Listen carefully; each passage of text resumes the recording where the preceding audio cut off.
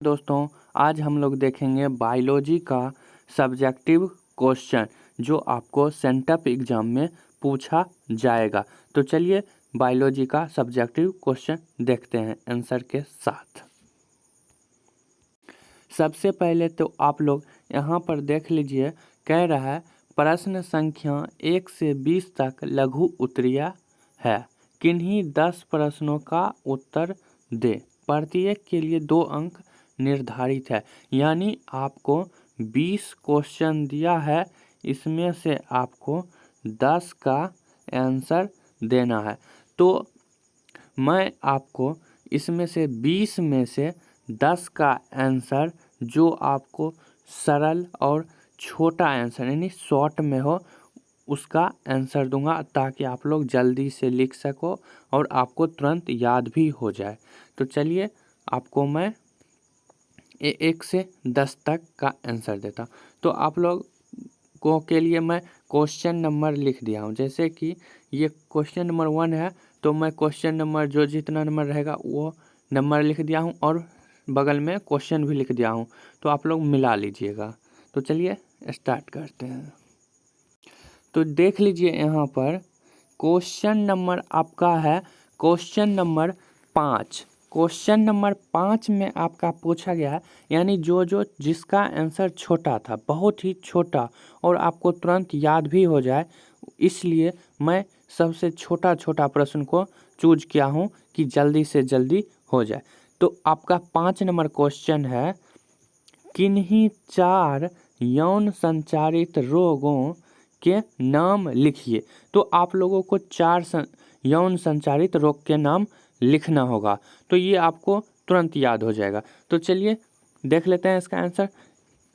यौन संचारित रोग कौन कौन है? तो 1 नंबर है गोनोरिया। गोनोरिया ये सुजाक नामक जीवाणु से होता है। ये सुजाक नामक जीवाणु से होता है। 2 नंबर है सिफिलिस। सिफिलिस ये होता है ट्रिपोनिमा पैलिडम से। ट्रिपोनिमा पैलिडम से। 3 नंबर है एड्स। एड्स जो होता है वो होता है HIV वायरस के कारण। और 4था नंबर है क्लैमीडिया। क्लैमीडिया भी एक यौन संचारित रोग है। तो कुल मिला के 4 कह रहा है यहाँ पर। 4 कह रहा है यौन संचारित रोग का नाम लिखने के लिए। तो यहाँ पर हम 1 2 3 4 चारों का लिख दिए। तो आप लोग अगर ऐसे लिख देते हो तो आपको 2 नंबर फिक्स है, मिल जाएगा। तो चलिए नेक्स्ट क्वेश्चन देख लेते हैं। 5 के बाद चले आते हैं हम लोग अब क्वेश्चन नंबर 7 पर, क्योंकि 5 नंबर क्वेश्चन बहुत छोटा था और 7 नंबर भी क्वेश्चन बहुत ही छोटा है। और आपने अभी तक अगर हिंदी और केमिस्ट्री का सब्जेक्टिव क्वेश्चन का आंसर नहीं देखे हैं तो आप लोग देख लीजिएगा। और ऑब्जेक्टिव का रोज क्विज होता है, आप लोग टेलीग्राम ज्वाइन कर लीजिए, वहाँ पर क्विज खेलिए। सब चैप्टर वाइज हर एक विषय का चैप्टर वाइज क्विज होता है। तो चलिए यहाँ पर क्वेश्चन देख लेते हैं। नेक्स्ट नंबर क्वेश्चन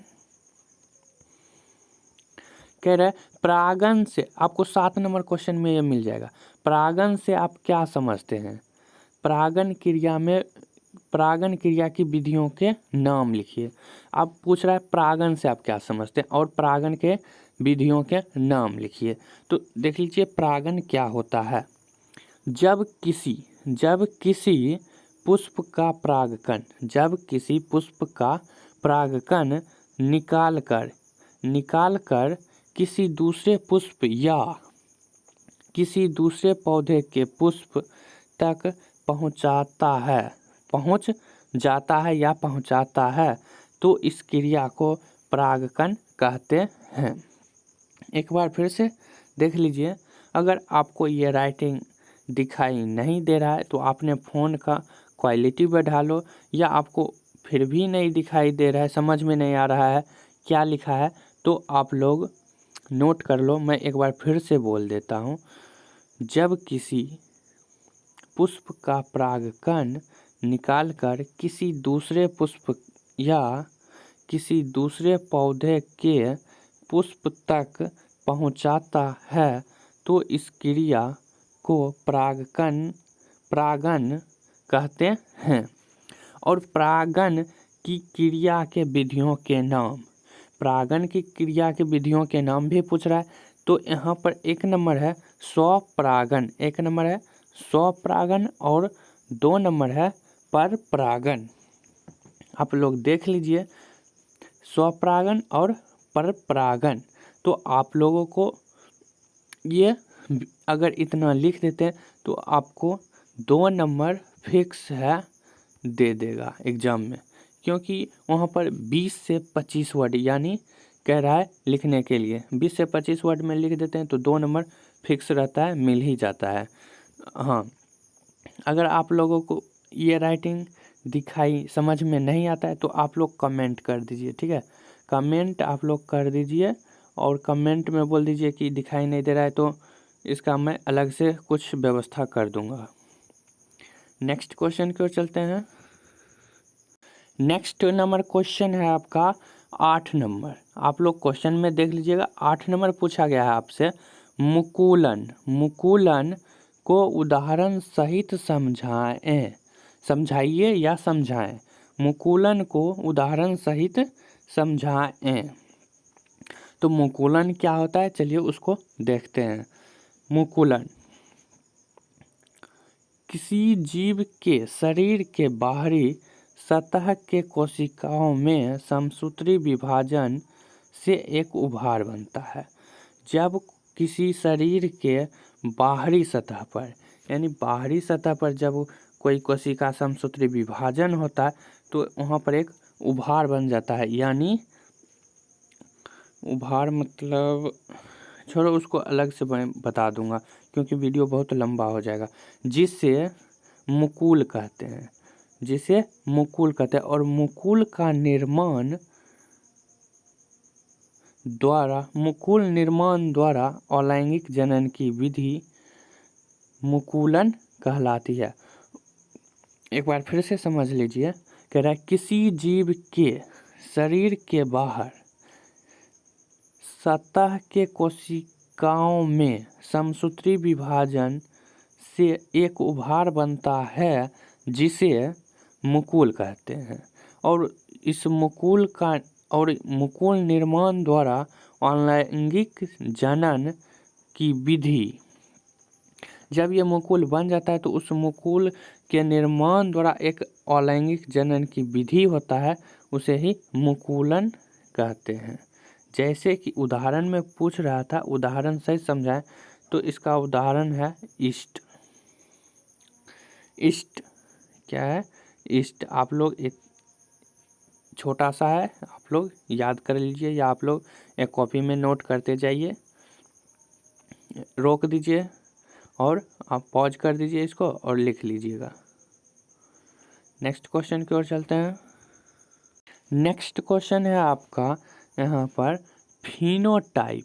फिनोटाइप तथा जीनोटाइप से आप क्या समझते हैं, प्रत्येक का उदाहरण दीजिए। 10 नंबर क्वेश्चन में आपका ये पूछा गया है, फिनोटाइप तथा जीनोटाइप से आप क्या समझते हैं, प्रत्येक का उदाहरण दीजिए। तो फिनोटाइप क्या होता है और जीनोटाइप, यहाँ पर जीनो है, जीनोटाइप। तो फिनोटाइप और जीनोटाइप किसे कहते हैं देख लेते हैं। किसी जीव में दिखाई देने वाले और विकसित लक्षण को फिनोटाइप कहते हैं। किसी जीव में दिखाई देने वाले और विकसित लक्षण को फिनोटाइप कहते हैं। तथा क्योंकि हम यहाँ पर नहीं समझा रहे हैं क्योंकि वीडियो बहुत लंबा हो जाएगा और आपको भी जल्दी जल्दी लिखना है, तो आप लोग कॉपी में नोट कर लीजिए। जब हम इसका सब्जेक्टिव यानी चैप्टर पर आएंगे तो आपको ये सब समझ में आ जाएगा, क्या होता है वहाँ पर विस्तार से चर्चा करेंगे। यहाँ पर सिर्फ आंसर देख लेते हैं क्योंकि आपको अभी आंसर की ज़रूरत है। तथा इस लक्षण के लिए जिम्मेदार जीन को जीनोटाइप कहते हैं। एक बार फिर से देख लीजिए, किसी जीव में दिखाई देने वाले, यानी कि कोई जीव में जब दिखाई देता है उसके विकसित होने का लक्षण, तो उसे फिनोटाइप कहते हैं, तथा इस लक्षण के लिए जो जिम्मेदार जीन होता है उसे जीनोटाइप कहते हैं। तो इसका कह रहा है उदाहरण देने के लिए, तो एक हो गया बैंगनी फूल और मटर के पौधे, इसका उदाहरण दो दे दिया हूँ, दो था फिनोटाइप और जीनोटाइप, तो दोनों का एक एक उदाहरण दे दिया हूँ। तो चलिए नेक्स्ट क्वेश्चन की ओर चलते हैं। नेक्स्ट क्वेश्चन है आपका 13 नंबर क्वेश्चन। 13 नंबर क्वेश्चन आपका दे दिया है मानव के अवशोषी अंगों की सूची बनाइए। अब देखो यहाँ पर अवशोषी अंग क्या होता है, तो अवशोषी अंग होता है जो हमारे किसी काम का है ही नहीं। मानव के अवशोषी अंग जो हमारे किसी काम का नहीं है उसे ही अवशोषी अंग कहते हैं। तो अवशोषी अंग क्या है, तो वो है, सबसे पहले तो आपको लिखना कैसे, डायरेक्ट आपको नहीं, 4 सूची बनाइए लिख कह रहा है तो आप लोग डायरेक्ट नहीं 1 2 3 4 लिख दीजिएगा। तो सबसे पहले आप लोग लिखिएगा मानव के अवशोषी अंग निम्नलिखित है, फिर आप लोग 1 2 3 4 5 दीजिएगा, तब आपको यहाँ पर फुल में फुल नंबर मिलता है। अगर आप लोग डायरेक्ट सूची बनाने के लिए कह रहा है तो 1 2 डायरेक्ट यहाँ से स्टार्ट कर देते हैं तो यहाँ पर आपको 1 या 1.5 नंबर मिलेगा, लेकिन आप लोग ऐसे लिखते हो पूरे विस्तार के साथ तब आपको 2 में 2 दे देता है। तो चलिए देख लेते हैं अवशोषी अंग का नाम। 1 नंबर है अपेंडिक्स और 2 नंबर है साइनस। आप लोग नोट करते जाइए, 1 नंबर है अपेंडिक्स, 2 नंबर है साइनस, 3 नंबर है कान की मांसपेशी, 3 और 4 नंबर है अक्कलदाढ़ और 5 नंबर है टॉनिसलस। तो आप लोग नोट कर लीजिए वीडियो रोककर। तो चलिए नेक्स्ट क्वेश्चन की ओर चलते हैं। नेक्स्ट क्वेश्चन है आपका क्वेश्चन नंबर 14। क्वेश्चन नंबर 14 है आपका जैव विविधता के किन्हीं 3 भागों के नाम लिखिए। जैव विविधता के किन्हीं 3 भागों के नाम लिखिए। तो 3 भागों के नाम हमको लिखना है। तो देख लीजिए मैं यहाँ पर नहीं लिखा हूँ, लेकिन आप लोग लिख दीजिएगा यहाँ पर शुरू में जैव विविधता के 3 भाग निम्नलिखित है। फिर आप लोग यहाँ पर 1 नंबर 2 नंबर और 3 नंबर देके ये लिख लीजिएगा, तब आपको फुल में फुल नंबर दे देगा। मैं इसलिए यहाँ पर नहीं लिखा हूँ कि दोनों 2 टाइप का लिखा हूँ आप लोग को दिखाने के लिए कि ऐसे नहीं लिखना है, आपको वैसे लिखना है जो पिछले क्वेश्चन में आया था। तो चलिए क्या क्या है जैव विविधता के 3 भाग देख लेते हैं। तो 1 नंबर है आनुवांशिक जैव विविधता। 2 नंबर है प्रजातीय जैव विविधता। 3 नंबर है पारिस्थितिक तंत्रीय जैव विविधता। तीनों आप लोग लिख लीजिए, एग्जाम में यही प्रश्न आएगा आप लोगों को, आज है या कल है या किसी भी डेट को हो, आपको यही प्रश्न मिलेगा। नेक्स्ट क्वेश्चन की ओर चलते हैं। नेक्स्ट क्वेश्चन है आपका पुनरावृत्ति सिद्धांत से आप क्या समझते हैं। क्वेश्चन नंबर 15 है आपका पुनरावृत्ति सिद्धांत से आप क्या समझते हैं। तो पुनरावृत्ति सिद्धांत क्या है उसको देख लेते हैं। कह रहा है पुनरावृत्ति के सिद्धांत का प्रतिपादन हेकल पुनरावृत्ति के सिद्धांत का प्रतिपादन हेकल ने किया था। इसके अनुसार विभिन्न जंतुओं के भ्रूण की अवस्थाओं का अध्ययन से हमें पता चलता है कि जंतुओं में भ्रूण उनकी प्रौढ़ अवस्था ज़्यादा समान होती है। एक बार फिर से बोल देता हूँ, आप लोग नोट कर लीजिएगा। पुनरावृत्ति के सिद्धांत का प्रतिपादन हैकल ने किया था।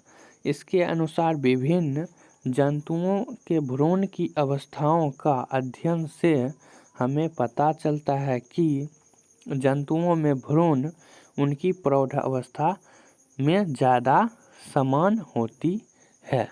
नेक्स्ट क्वेश्चन की ओर चलते हैं।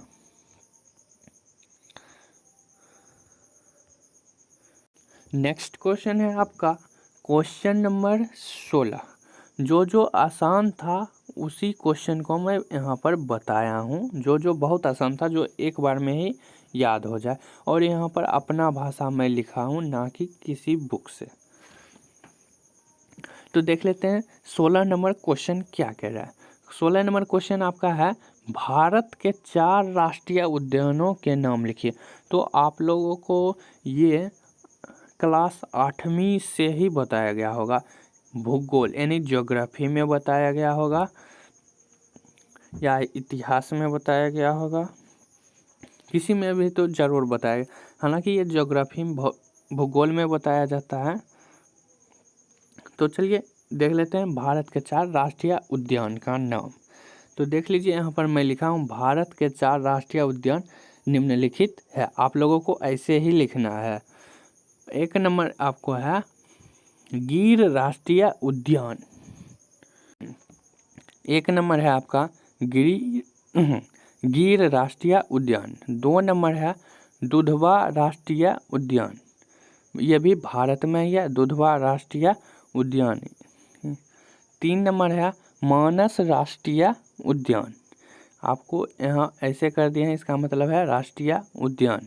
यहाँ भी होगा राष्ट्रीय उद्यान, यहाँ भी होगा राष्ट्रीय उद्यान। चौथा नंबर है आपका काजीरंगा राष्ट्रीय उद्यान, जो कि ये चारों भारत में ही है। गिर राष्ट्रीय उद्यान, दुधवा राष्ट्रीय उद्यान, मानस राष्ट्रीय उद्यान, काजीरंगा राष्ट्रीय उद्यान। नेक्स्ट क्वेश्चन की ओर चलते हैं। अब नेक्स्ट क्वेश्चन है आपका, नेक्स्ट क्वेश्चन, उस जीवाणु का नाम बताइए। उस जीवाणु का नाम बताइए जो BT20 उत्पादित करता है। यानी उस जीवाणु का नाम पूछ रहा है जो BT20 उत्पादित करता है। क्वेश्चन नंबर आपका है 17 नंबर। उस जीवाणु का नाम बताइए जो BT20 उत्पादित करता है। तो कौन सा जीव है जो BT20 उत्पादित करता है? तो वो है बैसिलस थुरेनजिएंसिस। बैसिलस थुरेनजिएंसिस नामक जीवाणु BT20 उत्पादित करता है। और ये बैसिलस थुरेनजिएंसिस जो होता है वो ग्राम जीवाणु होता है, यानी गांव में होता है। और वो मृदा में ज़्यादातर होता है, मृदा यानी मिट्टी। क्वेश्चन नंबर 17 हो गया है, यानी ये क्वेश्चन लगा के आपका 9 क्वेश्चन क्लियर हो चुका है। और चलते हैं 10वीं क्वेश्चन की ओर। अब नेक्स्ट क्वेश्चन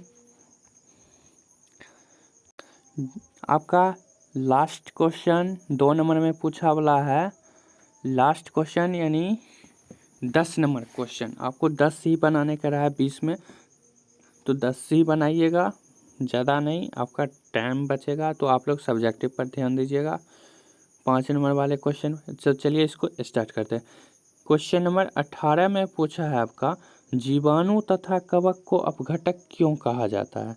जीवाणु तथा कवक को अपघटक क्यों कहा जाता है? क्यों कहते हैं, क्यों कहा जाता है, बात देखिए। तो इसका आंसर हो जाएगा जीवाणु। जीवाणु जटिल कार्बनिक यौगिकों को सरल अकार्बनिक यौगिकों में विघटित करते हैं। जीवाणु जटिल जो कार्बनिक यौगिक होता है वो अकार्बनिक यौगिकों में विघटित कर देता है। यानी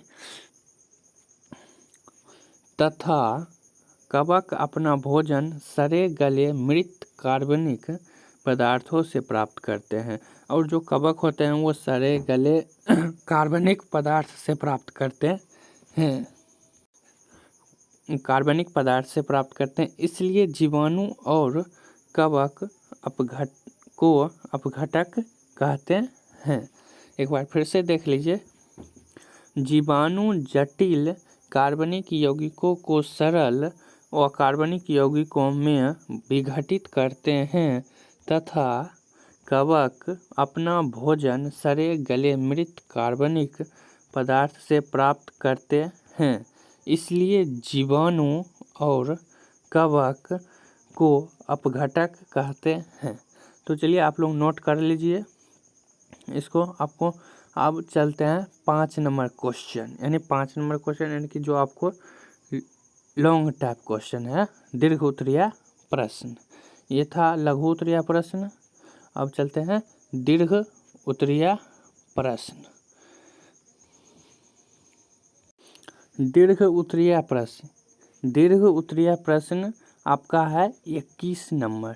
21 नंबर है आपका दीर्घ उत्तरीय प्रश्न, जो आपको यहाँ पर 5 मार्क्स मिल जाएगा। आप लोग इसको बनाते हो तो एक क्वेश्चन पर आपको 6 क्वेश्चन दे दिया है, इसमें से 3 ही क्वेश्चन बनाना है।